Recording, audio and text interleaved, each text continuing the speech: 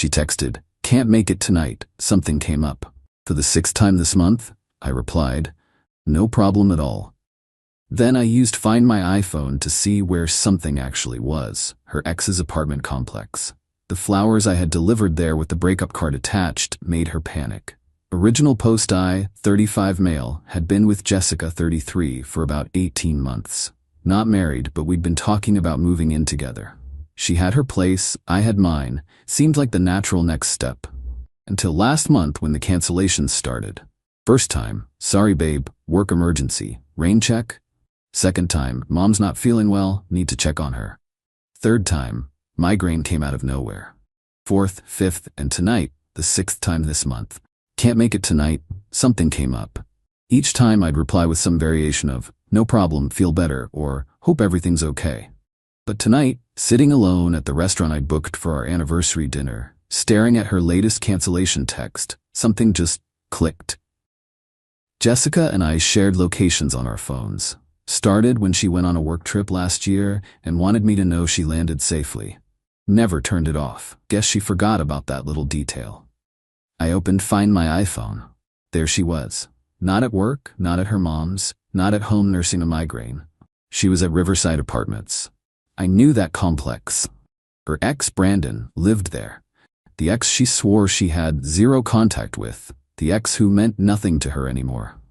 I sat there for a good 5 minutes, watching that little dot stay perfectly still at his building. The waiter asked if I was ready to order. "Yeah," I said. "Just the check for the wine, please." On my way home, I passed a flower shop that was still open. Had an idea. One of those ideas that comes fully formed, like my brain had been working on it without telling me. "I need a bouquet delivered tonight," I told the florist. "To Riverside Apartments." "Tonight? That's rush delivery. It'll be extra." "That's fine. And I need a card attached, a specific message." Update 1. The flower shop was curious about the late-night delivery, but hey, money talks. Told them to deliver to the main office of Riverside Apartments with instructions to call Brandon Tillman's unit for pickup. The bouquet? 24 red roses. The card? "Jessica, since you keep having something come up, I figured I'd save you the trouble of making excuses. We're done. Enjoy your evening with Brandon. P.S. Your location sharing is still on. Might want to fix that. Grant." The florist raised an eyebrow but wrote it down exactly as I said. Paid extra for delivery confirmation and a photo of recipient. Then I went home and did something I should have done weeks ago. I started connecting dots. Her phone was always face down lately. She'd been working late a lot, but her paychecks hadn't shown any overtime. She'd mentioned that casually, complaining about her boss. She'd been weird about making plans, always wanting to play it by ear. My phone exploded about 40 minutes later. Jessica calling, declined. Jessica calling, declined. Jessica calling, declined. Text, "Grant, please answer." Text, "It's not what you think." Text, "The flowers were delivered to the wrong place." Text, "I'm at my mom's. Please just let me explain." I turned off read receipts and went to bed. Well, tried to. Mostly laid there thinking about how I'd been planning to ask her to move in next month. Had already been looking at bigger places. Thank God for Find My iPhone, I guess. Next morning, checked her location. She was at her apartment. Then I checked Brandon's Instagram. We weren't friends, but his profile was public. News story posted at 2 a.m. A photo of red roses in a vase. No caption, just a thinking emoji. The balls on this guy. Jessica showed up at my apartment around 10 a.m. I watched through the doorbell camera as she stood there for 20 minutes, knocking periodically, calling my name. Her eyes were red, makeup smeared. She'd clearly been up all night. "Grant, I know you're in there. Your car's here. Please just give me 5 minutes." I stayed quiet. Eventually she left. Then the texts from her friends started. "Megan, what did you do to Jessica? She's hysterical." "Seriously? Flowers with a breakup note? That's cold." Vanessa, "Jessica made a mistake, but she loves you. Don't throw away something good over a misunderstanding." A misunderstanding. That's what they were calling it. I replied to Vanessa since she was the most reasonable of the bunch. Misunderstanding? She was at her ex's apartment when she was supposed to be our anniversary dinner. Her location showed her there for 3 hours. What exactly am I misunderstanding? Vanessa, she was just talking to him. He's been going through stuff. Me. Ah, yes, the kind of talking that requires canceling 6 dates in a month. Got it. She didn't reply. Update 2. Jessica ramped up her efforts. Started showing up at my work. Security wouldn't let her in, badge required, but she waited in the lobby. For 4 hours. My coworkers were eating this up, watching through the glass doors as she sat there with coffee and puffy eyes. Dude, just talk to her, my colleague Rob said. She looks destroyed. She looked pretty comfortable at Brandon's place 2 nights ago. Maybe there's an explanation? Rob, what explanation makes this okay? Please, I'm dying to hear it. He didn't have one. Finally went down at lunch mainly because my boss was starting to give me looks about the distraction in our lobby. Jessica jumped up when she saw me. Grant, thank God. Please just listen. You have 2 minutes, and we're talking right here in public. She glanced around at the people pretending not to watch. Can we at least go outside? 1 minute 50 seconds. Okay. Brandon texted me last month. His dad died. He was struggling, needed someone to talk to. So talk on the phone. He was really messed up, Grant. Drinking, talking about doing something stupid. So call 911. Call his mom. Call literally anyone except the girlfriend who swore she had no contact with him. I was trying to help. By canceling 6 dates, by lying about where you were, by sneaking around. I knew you'd react like this. I actually laughed. You knew I'd react badly to you lying and sneaking around with your ex, so you lied and snuck around with your ex? Brilliant logic, Jess. It wasn't like that. Nothing happened. Your location was at his apartment for 3 hours, on our anniversary. We were just talking. Here's the thing, I don't care if you were talking, playing Scrabble, or conducting a séance to speak to his dead father. You lied. 6 times minimum. You chose him over us, over and over. We're done. Grant, please. Time's up. I walked back inside. She stood there for another hour before security asked her to leave. That evening, Brandon called me. The audacity of this man. Bro, you need to chill, he started. Bro, we're not bros. You're the guy sneaking around with my girlfriend. Ex-girlfriend, he corrected. And I wasn't sneaking. Jessica was being a good friend. A good friend who lies to her boyfriend to hang out with her ex? You got an interesting definition of friendship. Look, man, Jessica and I have history. Sometimes people need closure. Closure takes 6 secret meetings. What are you closing, a mortgage? You're being a dick. She chose you, didn't she? No, Brandon, she chose you. 6 times this month. I just made it official. Whatever, man, your loss. Funny thing about that, I can see her location right now. Guess where she is? Silence. That's right, your apartment. Again, tell me more about how she chose me. He hung up. Update 3. The entitlement escalated dramatically over the next few days. Jessica's mom, Diane, called me. Now, I'd always liked Diane. Thought she was reasonable. I was wrong. Grant, sweetheart, Jessica explained everything. This is all a big misunderstanding. Diane, I respect you, but there's no misunderstanding. She lied multiple times. She was trying to help that boy. You know, Jessica has a big heart. She has such a big heart, she forgot about our anniversary to comfort her ex. People make mistakes. You're going to throw away your whole future over this? What future?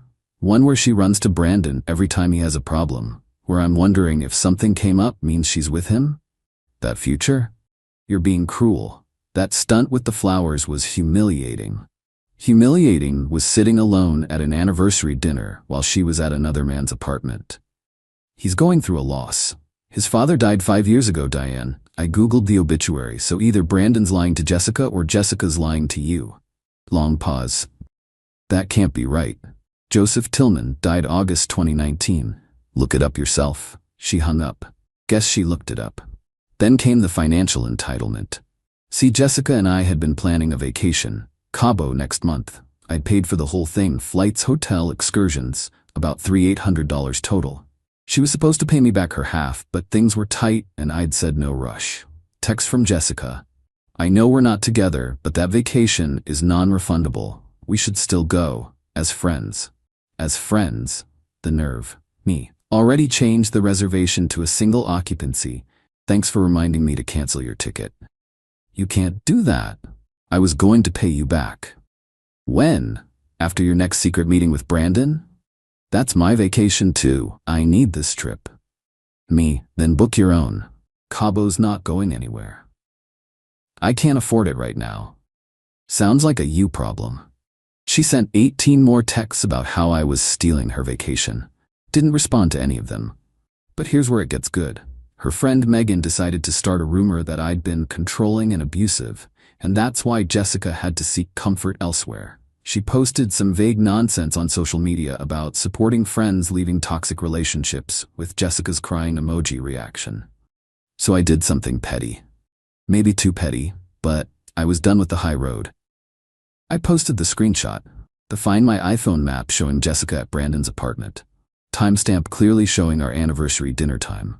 Caption: when you think she's at work, but Find My helps you find out where she really is. PSA: if you're gonna cheat, turn off location sharing. The comments exploded. Mutual friends who'd been getting Jessica's version suddenly had questions. Lots of questions. Wait, she said she was at her mom's that night. Brandon? The ex-Brandon? Didn't his dad die years ago? Jessica called me screaming. You posted our private business? You made it public when your friends started calling me abusive. Take it down. Turn off your location sharing first. Oh wait, you finally did? Only took you 3 days to figure that out. You're ruining my reputation. No, Jessica, you ruined your reputation. I just provided receipts. Update 4: the next morning, woke up to find my car keyed. Deep scratch from front to back on the driver's side. Check my security cam, hooded figure, but I recognized those Nike sneakers. The hot pink ones I'd bought Jessica for her birthday. Filed a police report, showed them the footage. They said without seeing her face clearly, it would be hard to prove, but they'd look into it. Then, Jessica made her biggest mistake. She texted me, "Hope you like your car's new paint job. That's what you get for humiliating me." Screenshot. Sent to the police, sent to my insurance, sent to my lawyer friend who said keep that. Trust me. The estimate for repairs came back at $2,400. My insurance would cover it, but I'd need to pay the deductible. So I did what any reasonable person would do. I small claims court paperwork. But first, one more thing happened. Brandon showed up at my apartment. Not Jessica. Brandon. "We need to talk," he said, trying to sound intimidating. "We really don't. You're harassing Jessica. I haven't contacted her once since she admitted to keying my car. She's fragile right now." Fragile? She did $2,000 in damage to my car. You posted about her online. After her friends called me abusive. It's called defending myself. Look, just leave her alone and we'll leave you alone. We? Oh, so you're a we now? That's interesting. Tell me more about how nothing happened between you two. His face went red. We're together now, yeah. So what? You broke up with her. And there it is. The truth finally. How long were you two really talking before I found out? Doesn't matter now. It does for the small claims court case. Emotional distress, you know, finding out my girlfriend was cheating, not just lying. You can't prove anything. I held up my phone, recording. I can now. Thanks for confirming you're together. How long, Brandon? When did it actually start? He realized his mistake. You're recording me? It's a one-party consent state. Completely legal. So how long? How long? He turned and left without another word. Jessica texted an hour later, "You recorded Brandon without consent. That's illegal. I'm calling the cops." Me. One-party consent state. Google it. See you in court. Court? Me. Small claims. Car damage plus emotional distress. Your boyfriend just admitted to the affair on camera. My lawyer says I have a solid case. Radio silence after that. Update 5. Final. The small claims court date came up 2 weeks later. Jessica showed up with Brandon. Big mistake bringing him. The judge did not like that. I presented the security footage of someone in her distinctive shoes keying my car, her text admitting to it, the estimate for repairs, screenshot of her location at Brandon's during our anniversary, the recording of Brandon admitting they were together now, text records showing the pattern of cancellations and lies. Jessica tried to argue I'd emotionally abused her by posting her location online. The judge asked, "Did you lie about your whereabouts?" It was complicated. Yes or no? Were you at this man's apartment when you told the plaintiff you were elsewhere? Yes, but, and did you damage his vehicle? I was emotional. That's a yes. Judgment for the plaintiff, $20,400 for vehicle damage, $600 for court costs and time off work. Jessica started crying. Brandon stood up. "This is bullsh. Sir, sit down or be removed," the judge warned. "She can't afford that." then she shouldn't have damaged property. Outside the courthouse, Jessica approached me one last time. Grant, please, I can't pay this. Payment plan's an option. I'm sorry, okay? I'm sorry for everything. I loved you. No, Jessica. You loved having me as a safety net while you figured things out with Brandon. That's not true. Your location that night wasn't the first time you were there, was it? She looked at the ground. Yeah, that's what I thought. Brandon stepped forward. Dude, you won. Just let it go. I am letting it go, as soon as she pays what the court ordered. We're going to appeal. My lawyer friend, who'd come for moral support, laughed. On what grounds? She admitted to the damage in writing. They left. Jessica paid the first installment a month later, $200 a month for the next 15 months. Last I heard through mutual friends, Jessica and Brandon moved in together after 2 months. She caught him texting his other ex 3 weeks later. They're still together, but working through trust issues. The irony is delicious. She tells people I was emotionally abusive and controlling. Most people who know the whole story don't buy it. Me? I got my car fixed. Went to Cabo solo, had an amazing time actually. Met some cool people, did all the excursions I wanted without compromise. Started dating again after a few months.